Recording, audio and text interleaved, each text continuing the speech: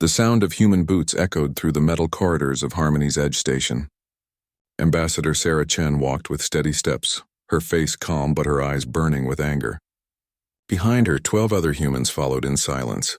Their black uniforms made them look like shadows moving through the bright alien station. "Ambassador Chen, please wait." The voice came from behind them. It belonged to Admiral Krelthak, a tall blue creature with 4 arms and silver eyes. His voice was high and worried. "You cannot just leave. We must finish these talks." Chen did not stop walking. She did not even turn around. "The talks are over, Admiral," she said in a cold voice. "There is nothing more to discuss." Other aliens rushed into the corridor. The Zephyrians looked like living crystals, their bodies shining with inner light. They made soft singing sounds that meant they were upset. The Hive Collective members moved together like one mind, their insect-like bodies clicking and buzzing. The ethereals floated above the ground, their gas-like forms swirling with angry colors. "This is madness," shouted Zarthok, the lead Zephyrian. His crystal body flashed red with anger. "Your species is beaten. Your colonies are under attack. Your fleets are scattered. You have no choice but to accept our terms." Chen finally stopped walking. She turned around slowly, and the aliens took a step back. There was something in her eyes that made them afraid, though they did not understand why. "Our colonies are under attack," Chen said, her voice quiet but clear. "Our fleets are scattered. You are right about these things." She smiled, and it was not a kind smile. "But you are wrong about one thing. We always have a choice." 3 hours earlier, the humans had sat at the large round table in the center of the station. The table was made from rare metal that could change color, and it showed the galaxy with all its stars and planets. Red dots marked human colonies. Most of them were blinking, which meant they were in danger. Admiral Krelthak had stood at the head of the table, his 4 arms spread wide. "Look at your situation," he had said to the humans. 60% of your colonies are cut off. Your main fleet was destroyed at the Battle of New Mars. Your supply lines are broken. The Galactic Confederation offers you mercy, but only if you surrender now." The alien leaders had nodded. They had planned this meeting for months. They knew humans were young and weak compared to the great alien civilizations. Humans had only been in space for 200 years. The Confederation had ruled the galaxy for 10,000 years. "These are our terms," Zarthok had said, his crystal voice ringing like bells. "All human military forces will surrender. All human colonies will accept Confederation governors. All human technology will be shared with the Confederation. In return, we will let your species live." The ethereal leader, a being called Wind That Speaks, had floated forward. Its gas-like body swirled with soft blue light. "This is generous," it had said in a voice-like whisper. "Most primitive species that fight us are wiped out completely. We offer you life." Chen had listened to all of this without speaking. Her team had sat quietly beside her, taking notes on small devices. The aliens had thought this meant the humans were ready to give up. "We need time to think," Chen had said finally. "You have 1 hour," Krelthak had replied. "Then you will sign the surrender papers, or your species will face complete destruction." Now, in the corridor, Chen looked at all the alien leaders who had followed her. They were confused and angry. They had never seen a defeated species act this way before. "You spoke of mercy," Chen said to them. "You spoke of generous terms. You spoke of letting us live." Her voice got harder with each word. "But you never spoke of one thing." "What?" asked Wind That Speaks, its form swirling faster. "You never asked if we wanted your mercy." The aliens looked at each other. This made no sense to them. Of course a beaten enemy would want mercy. Of course they would want to live, even as slaves. "Your species thinks in old patterns," Chen continued. "You have ruled this galaxy for so long that you forgot something important. You forgot that new ideas can beat old power." Behind her, the other humans had reached the docking bay where their ships waited. Chen could hear the sound of engines starting up. "Good, everything was going as planned. What are you talking about?" Krelthak demanded. "Your fleets are destroyed. Your colonies are dying. What can you possibly do now?" Chen's smile grew wider. "Admiral, you just made the same mistake every bully makes. You think that because you hit us hard, we will stay down. You think that because you are older and stronger, you are smarter." She started walking toward her ship again. "You are about to learn why that thinking is wrong." The aliens followed her to the docking bay. Through the large windows, they could see human ships all around the station. The ships were not running away. They were moving into formation. "This is suicide," screamed Zarthok. "We have 10 ships for every one of yours. We have weapons you cannot imagine. We have shields you cannot break."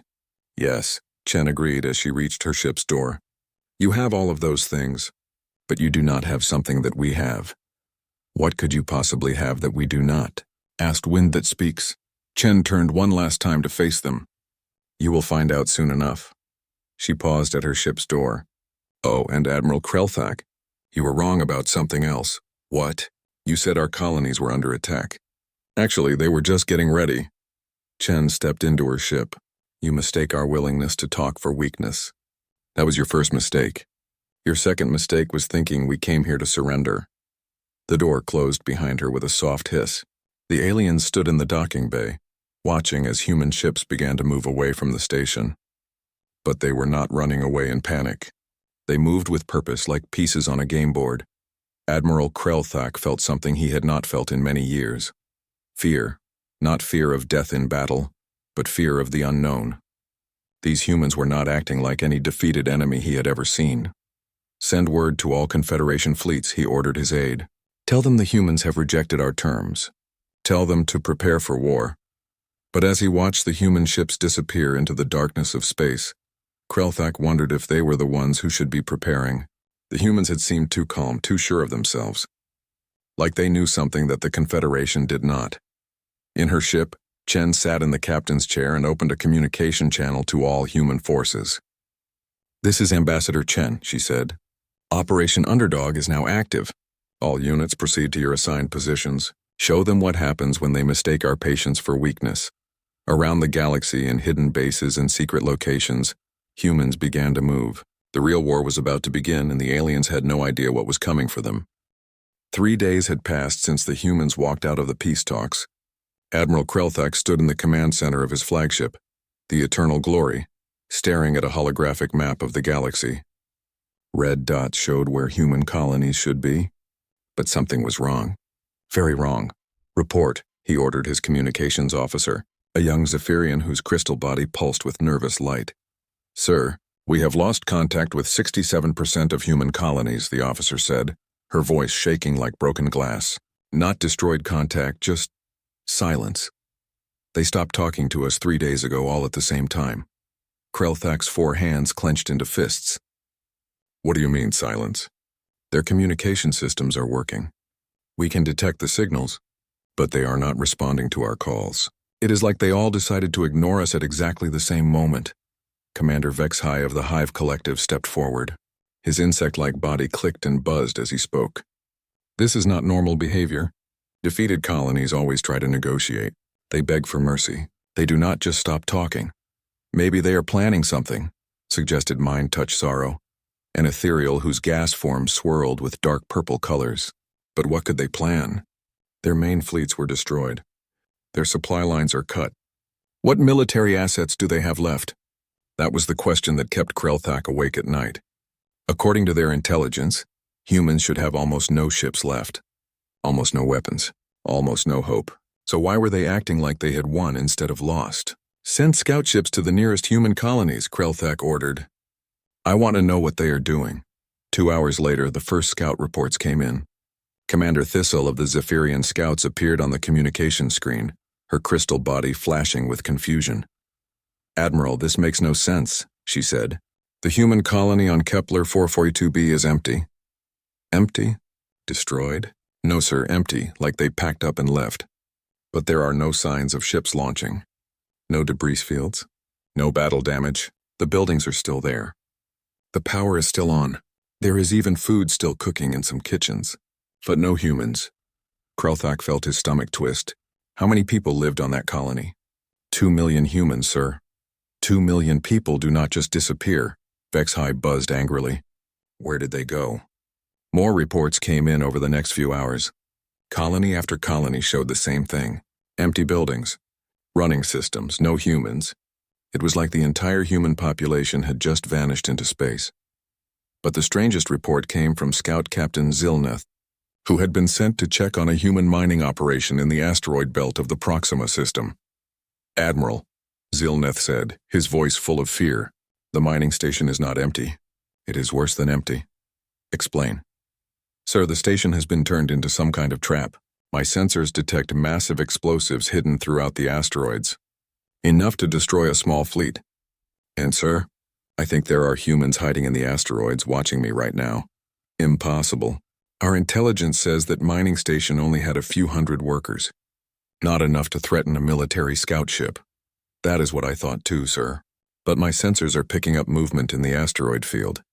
Lots of movement. It is like the entire asteroid belt is alive with hidden human ships. Krelthak cut the communication and turned to his tactical officer. How many human military assets are we tracking? 43 ships total, sir. All small vessels. Nothing larger than a destroyer. And how many humans are we no longer tracking? The tactical officer's crystal body went completely dark, which meant he was very afraid. Sir, if the missing colonies had normal civilian ships for evacuation, we could be looking at over 10,000 unaccounted human vessels. The command center went silent. 10,000 ships was not a huge number compared to the Confederation's million-ship fleet. But 10,000 ships that had suddenly disappeared was terrifying. Where had they gone? What were they planning? Sir, came a new voice from the communication station. We are receiving reports from Hive Collective patrols in the Tau Ceti system. They found something strange. Commander Vexhai stepped forward, his insect eyes glowing red. What did my scouts find? Empty space, sir. But not normal empty space. Space that has been prepared. Prepared how? Hidden mines, sir. Signal jammers. Sensor scramblers. It is like someone turned an empty star system into a giant trap. But there are no human bases in that system. Never have been. Krelthak walked to the galaxy map and stared at it. Red dots showed human colonies. But now he realized those dots might be lies. What if the humans had never really been where the Confederation thought they were? Contact our spies in human space, he ordered. I want to know where all these people went. 20 minutes later, his intelligence chief appeared on screen. She was a Zephyrian with dark blue crystal skin, which meant she was very old and very smart. Admiral, our spies report something impossible, she said. Everything about this situation is impossible. Tell me anyway. Sir, the human colonies were never really colonies at all. They were disguises. What do you mean, disguises? Our spies found construction records, sir. The human colonies were built on top of massive space platforms. Mobile platforms. The entire settlements could move through space whenever they wanted to. Krelthak felt like someone had hit him with a plasma cannon. Are you saying their colonies were actually ships? Yes, sir. Very big ships disguised to look like planet-based colonies. And, sir, if they can move, we have no idea where they are now. The implications hit him like a meteor. The humans had not just disappeared. They had taken their entire civilization and moved it somewhere else. 67% of humanity had vanished into the darkness of space, along with all their resources, all their technology, and all their secrets. How long have they been planning this? He asked. Based on the construction records, sir. At least 5 years. Maybe longer. 5 years. The humans had been planning this for 5 years, and the Confederation had never suspected anything. While the aliens thought they were slowly winning a war, the humans had been preparing to disappear completely. But disappearing was only part of a plan. What was the rest, sir? The communications officer was almost screaming now. Emergency message from the 4th Fleet. Admiral Krelthak opened the channel. Admiral Mordak appeared on screen, his usually calm face twisted with panic. Krelthak, we are under attack. Mordak shouted. Humans came out of nowhere. They are using the asteroid field as cover. My sensors cannot track them. They are fighting like nothing I have ever seen. How many human ships? I do not know. They keep appearing and disappearing. It is like they are everywhere and nowhere at the same time. They are not fighting like any military doctrine in our databases. The transmission cut to static. Krelthak tried to call back, but there was no answer. Get me Admiral Torvis of the 6th Fleet, he ordered. Sir, Admiral Torvis is not responding either. What about the 9th Fleet? Also not responding, sir. Krelthak looked at the galaxy map again. 3 fleets had gone silent in the last hour. 3 fleets that had been sent to investigate human colonies. Colonies that were no longer there. It was then that he understood. The humans had not been defeated and scattered. They had been preparing. For 5 years, they had been moving their people, their ships, their entire civilization into positions the Confederation knew nothing about. And now they were ready to fight back. Send a message to all Confederation fleets. Krelthak ordered. Tell them the humans have played us for fools. Tell them we are not hunting a beaten enemy. We are the ones being hunted. Commander Maria Torres gripped the controls of her ship, the Defiant Spirit, as it flew toward the massive Zephyrian supply station. Behind her, alarms were screaming and her crew was shouting warnings, but she ignored them all. Her eyes were fixed on the station's glowing shields. "Commander, this is insane," her tactical officer yelled. "Those shields will tear us apart." "No, they will not," Torres said calmly. "Trust the math." For 6 months, human engineers had studied Zephyrian shield technology. They learned that the shields were designed to stop energy weapons and missiles. They were not designed to stop a solid object moving at incredible speed. The aliens had never imagined that anyone would be crazy enough to ram a ship directly through their defenses. But humans were exactly that crazy.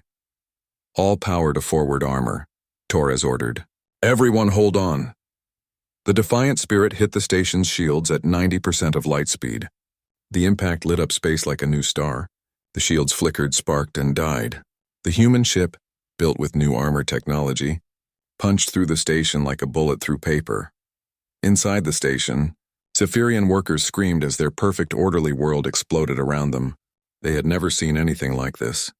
In 10,000 years of warfare, no species had ever used ramming attacks. It was too dangerous, too unpredictable, too insane. But that was exactly why it worked. Torres and her crew stormed through the station's corridors, moving fast and striking hard. They planted explosives on the supply stores and the communication arrays. In 15 minutes, they were back in their ship and flying away. Behind them, the station exploded in a ball of fire that could be seen from 3 star systems away. "Target destroyed," Torres reported to her command ship. "Moving to secondary objective." Similar attacks were happening across the galaxy. Human strike teams appeared out of nowhere, hit hard, and disappeared before the aliens could respond. They used tactics that made no sense to alien military thinking. In the Vega system, Captain James Park led a squadron of small human ships against a Hive collective patrol fleet. The aliens had 50 ships. The humans had 12. By all logical thinking, the humans should have been destroyed in minutes. Instead, Park ordered his ships to scatter and hide among the system's gas giant moons. When the Hive collective ships came looking for them, they found something they were not prepared for. The humans had turned the moons into weapons. Hidden mining charges detonated as alien ships passed by, sending chunks of moon flying through space at deadly speeds. Hive collective vessels, built for organized fleet combat, could not handle the chaos. Their shared mind, which usually made them strong, became a weakness as panic spread through their mental network. "This is not warfare," screamed Hive Commander Zektoth as his flagship shook from another impact. "This is barbarism." "Yes, it is." Park's voice came over the communication channel. "And it is working." One by one, the Hive collective ships were destroyed by flying rocks and hidden explosives. The survivors fled in terror, carrying tales of human madness back to their leaders. But the most devastating attack came in the Arcturus system, where Admiral Sarah Chen herself led an assault on a major ethereal base. The ethereals were proud of their mental powers. They could read thoughts and predict enemy actions. They believed this made them unbeatable. Chen proved them wrong. Her ships arrived in the system with their crews in a strange mental state. Human volunteers had been given experimental drugs that scrambled their thoughts. The volunteers could still fight, but their minds were so confused that even they did not know what they were planning to do next. The ethereals tried to read human thoughts and found only chaos. They tried to predict human actions and found only madness. For the first time in their long history, the ethereals were blind.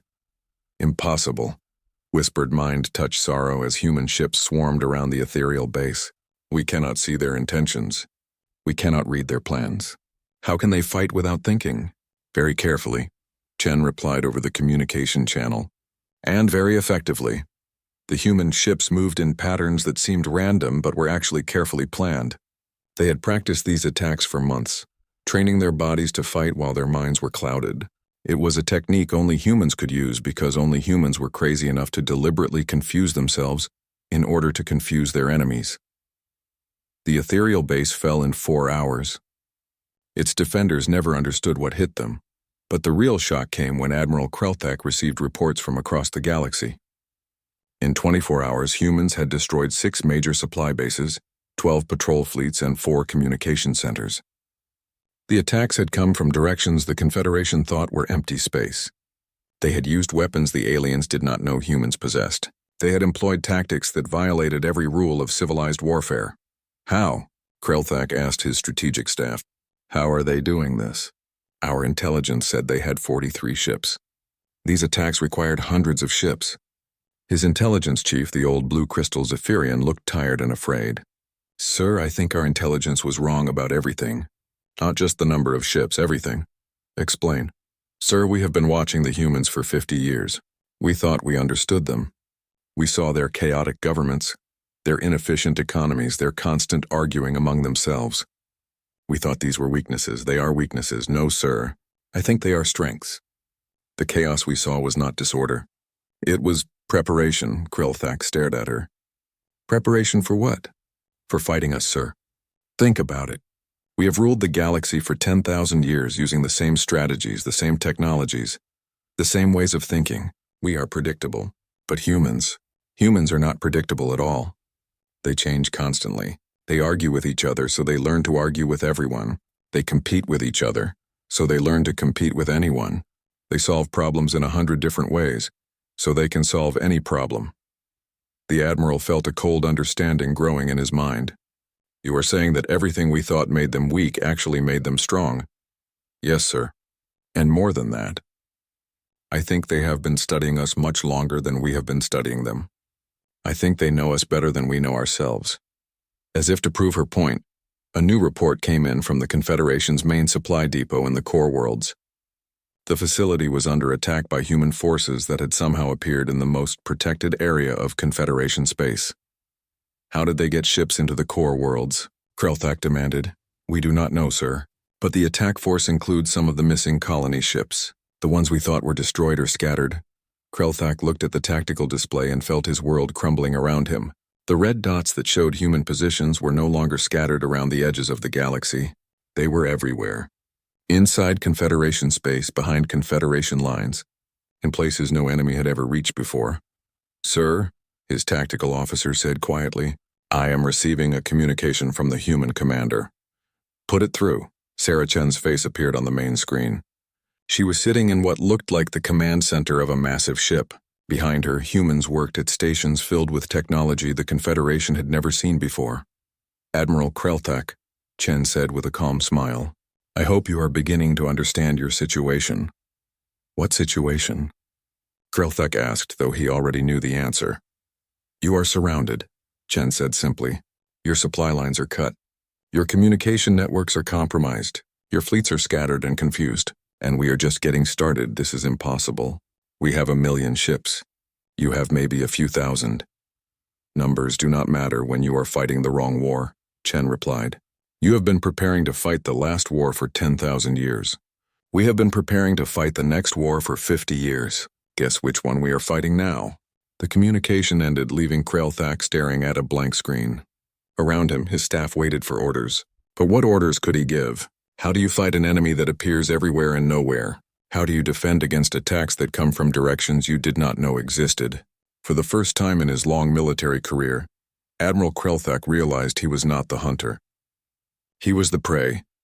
And somewhere in the darkness of space, humans were closing in for the kill. The Zephyrian High Council chambers had never been silent before.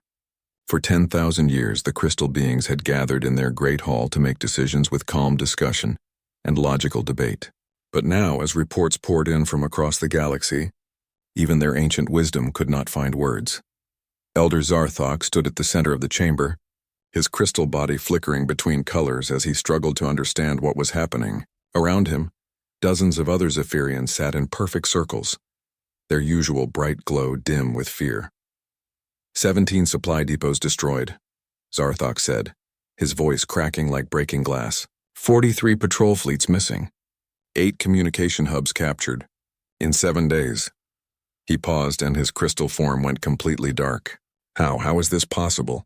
No one answered because no one knew. In the floating cities of the ethereal homeworld, similar scenes were playing out. Mind-touch sorrow drifted through the Council of Whispers. trying to make sense of the reports flowing in from across space. But for the first time in their species' history, the ethereals could not see clearly into the future. The humans fight without pattern, whispered Thought That Burns, her gaseous form swirling with confused colors. Our seers cannot predict their next move because they do not follow any logical strategy. But they are winning, Mind Touch Sorrow replied. Every battle, every engagement, they find ways to turn our strengths against us. How do they know us so well when we understand them so little? The answer came from an unexpected source. Deep in the archives of the ethereal libraries, an old memory keeper called Ancient Echo of Stars had been studying human transmissions from the past 50 years. What she found changed everything. They have been watching us, she announced to the council, her form blazing with sudden understanding. Not just watching, studying, learning. For 50 years they have been recording everything we do, everything we say, every way we think and fight and live. Impossible, said Mind Touch Sorrow. Their technology is primitive. They could not spy on us without our knowledge. Not spying, Ancient Echo of Stars corrected. Learning. Every time we traded with them, they learned something new. Every time we fought them, they studied our tactics. Every time we talked to them, they analyzed our words. They turned every interaction into a lesson about how to defeat us. The realization hit the council like a shockwave. The humans had not been randomly chaotic. They had been deliberately unpredictable, training themselves to think in ways that alien minds could not follow or predict. On the Hive collective worlds, the situation was even worse. The great shared consciousness that connected all Hive members was breaking down. Panic from defeated fleets was spreading through the mental network like a virus, making it impossible for the collective to think clearly. Commander Vexhai stood in the central hub of the Hive mind, feeling the chaos washing over him in waves. Thousands of voices screamed in his head, all carrying the same message. The humans were everywhere, striking without warning, using tactics that made no sense. Report, he ordered his tactical specialists. Though the shared mental link made verbal communication unnecessary. The humans are using our unity against us, came the reply from a dozen voices at once. When they jam our communications, we cannot coordinate. When they cause panic in one unit, it spreads to all units. Our greatest strength has become our greatest weakness. Vexhai felt something crack in his mind. For his entire life, he had been part of something greater than himself. The hive mind was perfect, logical, unbeatable. Individual thoughts were weak and chaotic, but now he wondered if chaos might actually be stronger than order. How many humans are there? He asked, though he feared the answer. We do not know. Our scouts report human ships in 50 different star systems all attacking at the same time. Either they have far more ships than we believed, or what? Or each human ship can somehow be in multiple places at once. The truth was simpler but more terrifying. The humans had learned to coordinate thousands of small, fast ships in ways that made them seem like they were everywhere at once. While the Confederation built massive fleets that moved slowly and predictably, humans had built tiny strike forces that could appear anywhere, hit hard, and disappear before the aliens could respond. Back on his flagship, Admiral Krelthak was discovering just how well the humans had studied their enemies. A new report lay on his desk, and the words made his blood run cold. Sir, his intelligence chief said, her crystal body now completely colorless with shock. We have decoded some captured human communications. You need to see this. She activated a hologram that showed a human woman in military uniform. Krelthak recognized her as General Lisa Park, one of the human commanders who had been captured 6 months earlier. But according to this recording, she had not been captured at all. Phase 3 is complete, the holographic Park was saying. The aliens believe I am their prisoner, but I have been feeding them false information about our fleet positions for the past 6 months. They think our remaining ships are scattered and weak. They have no idea that we moved our entire civilization into the deep dark. The recording continued, but Krelthak stopped listening. The deep dark was what humans called the empty space between galaxies. No species had ever tried to live there. It was too cold, too empty, too far from any resources. But apparently humans were crazy enough to try. How long have they been planning this? He asked. Sir, based on the communication dates, they began moving their population into the deep dark over 8 years ago. While we thought we were slowly defeating them, they were actually evacuating their entire civilization to a place we would never think to look. 8 years. The humans had been planning this for 8 years. pretending to lose battles while actually preparing for a war the Confederation never saw coming. And General Park? Never captured, sir.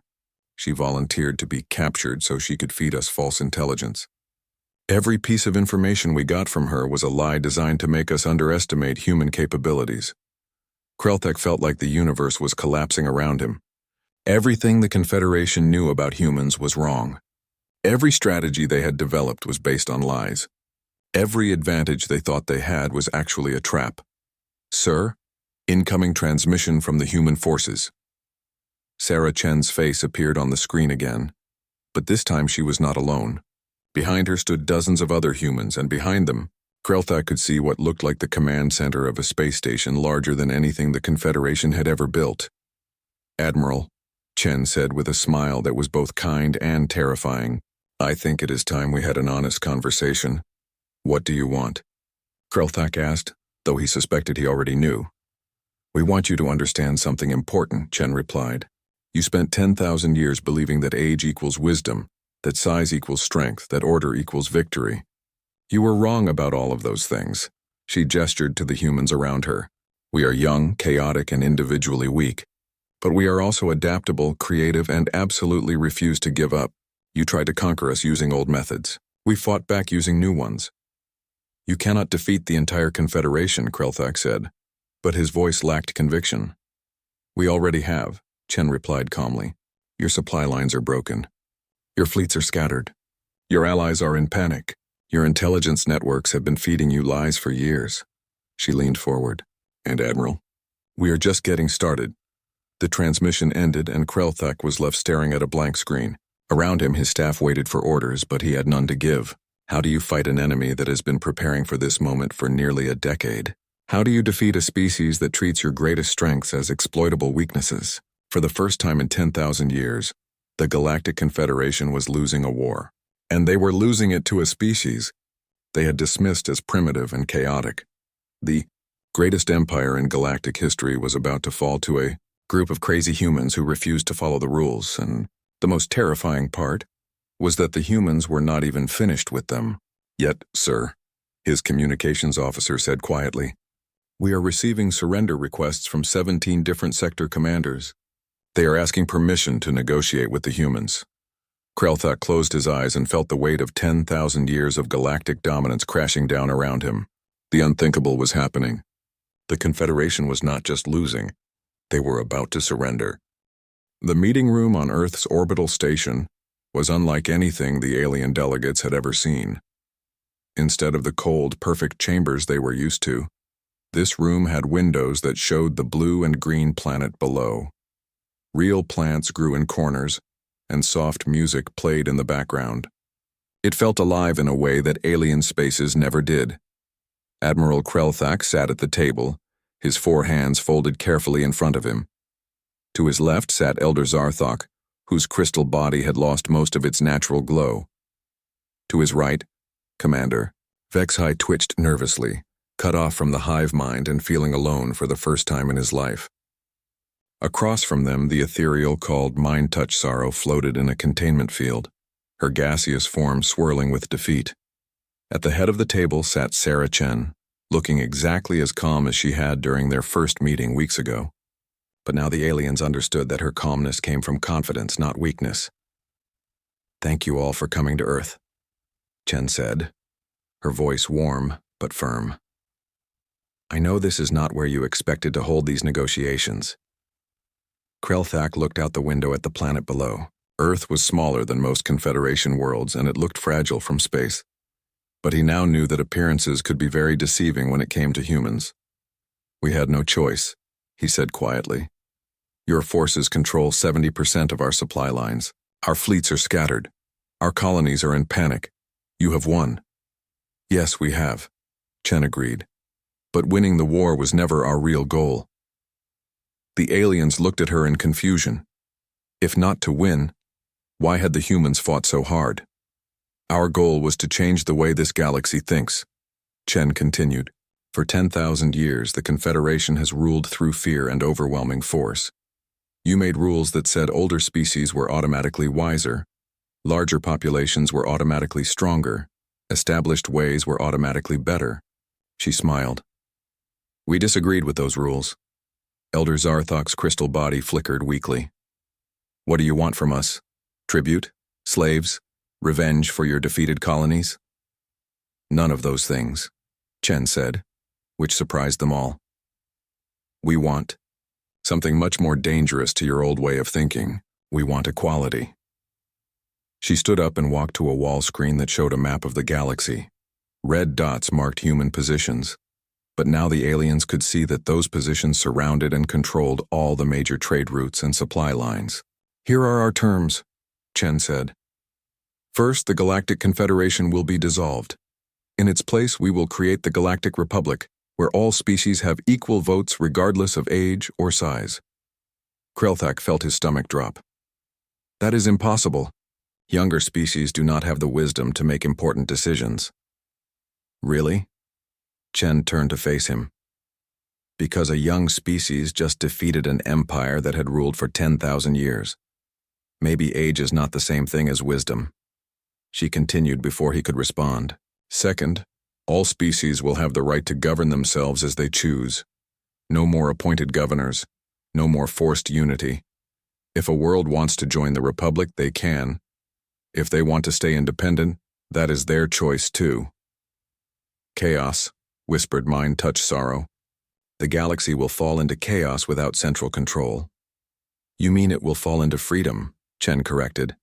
And yes, freedom can look like chaos to those who are used to perfect order, but chaos breeds innovation. Innovation breeds progress. And progress is what moves civilizations forward. Commander Vexhai clicked his mandibles nervously. What about trade? What about security? How will we protect ourselves from threats? The same way humans have always protected themselves, Chen replied. By working together when we need to, and by staying strong individually when we do not. The Republic will coordinate defense and trade, but it will not control them. She walked back to the table and sat down. Third, and most important, we will share technology freely among all species. No more hoarding knowledge. No more keeping younger species primitive. Everyone contributes what they can and benefits from what others contribute. The aliens stared at her in shock. Free technology sharing was unthinkable. It would change the balance of power in the galaxy completely. You would give advanced technology to species who might use it against you? Zarthok asked. Yes, Chen said simply, because we learned something that you never did. The best way to stay strong is to make everyone around you stronger too. When your neighbors are prosperous and advanced, they become your trading partners instead of your enemies. Krelthak struggled to understand this thinking. But if everyone has the same technology, what advantage do you have? Chen smiled, and for the first time, it was a truly warm smile. Admiral, you still do not understand what makes humans dangerous. It is not our technology. It is not our numbers. It is not our weapons. She leaned forward. It is our refusal to accept that anything is impossible. She gestured to the view of Earth outside the windows. Every other species in this galaxy looked at the deep dark and said it was impossible to live there. We built cities there. Every other species said it was impossible to coordinate thousands of small ships across hundreds of star systems. We did it anyway. Every other species said it was impossible for a young civilization to defeat an ancient empire. She spread her hands. Here we are. The room fell silent as the aliens absorbed this. They were beginning to understand that they had not just lost a war. They had encountered a completely different way of thinking about the universe. What happens if we refuse your terms? Mind Touch Sorrow asked. Then you continue fighting a war you cannot win, Chen replied. Your supply lines will remain cut. Your fleets will remain scattered. Your colonies will remain in chaos. Eventually, your civilizations will collapse, and we will pick up the pieces. She paused. But we would prefer to work with you instead of against you. Why? Vexhai asked. Why would you want to work with the people who tried to conquer you? Chen's expression grew serious. Because there are threats out there that none of us can face alone. The galaxy is big, and we have only explored a tiny part of it. There are other empires, other dangers, other challenges that we will need to face together. She looked at each of them in turn. We beat you because we adapted and you did not. But adaptation works both ways. We want to teach you how to change, and we want to learn from your experiences. Elder Zarthok's crystal body began to glow faintly for the first time since the meeting began. You would trust us after what we tried to do to you? Trust is earned, Chen said, but we are willing to give you the chance to earn it. The question is, are you willing to change 10,000 years of thinking? The aliens looked at each other, communicating in ways humans could not hear or see. Finally, Krelthak spoke for all of them. We accept your terms, he said slowly. Not because we want to, but because we have no choice. And perhaps that is exactly what we needed. Chen nodded and activated a communication device. This is Ambassador Chen to all human forces. The Confederation has accepted our terms. Begin the transition to Phase 4. Phase 4? Krelthak asked. Rebuilding, Chen explained. Now that we have broken the old system, we get to help build a new one. A better one. One where species work together instead of fighting for dominance. She stood up and walked to the window, looking down at Earth. You know, Admiral, your people made one crucial mistake. You assumed that because we were younger and smaller, we were automatically inferior. But in nature, the youngest creatures are often the most adaptable. The smallest ones are often the most innovative. And the newest ones are often the ones that change everything. Krelthak joined her at the window, looking down at the world that had somehow produced these incredible beings. What happens now? Now we get to work, Chen said.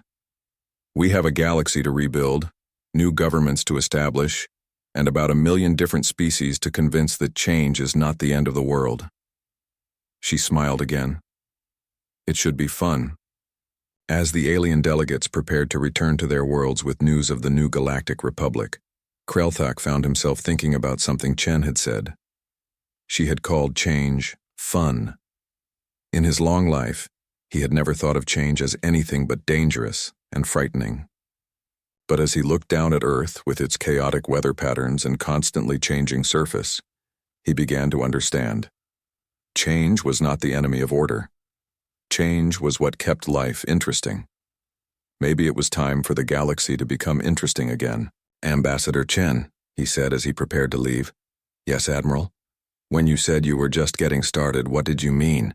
Chen's smile became mysterious. Admiral, we have only explored about 2% of this galaxy. There are hundreds of thousands of worlds out there, probably dozens of other civilizations, and who knows what kinds of wonders and dangers waiting to be discovered. She looked out at the stars. The war is over. Now the real adventure begins. As the alien ships departed Earth orbit, carrying news of humanity's victory and the new Galactic Republic, Sarah Chen remained at the window, looking up at the infinite stars above. The galaxy had learned to respect humanity. Now it was time for humanity to explore what that respect could accomplish. The greatest adventure in galactic history was just beginning.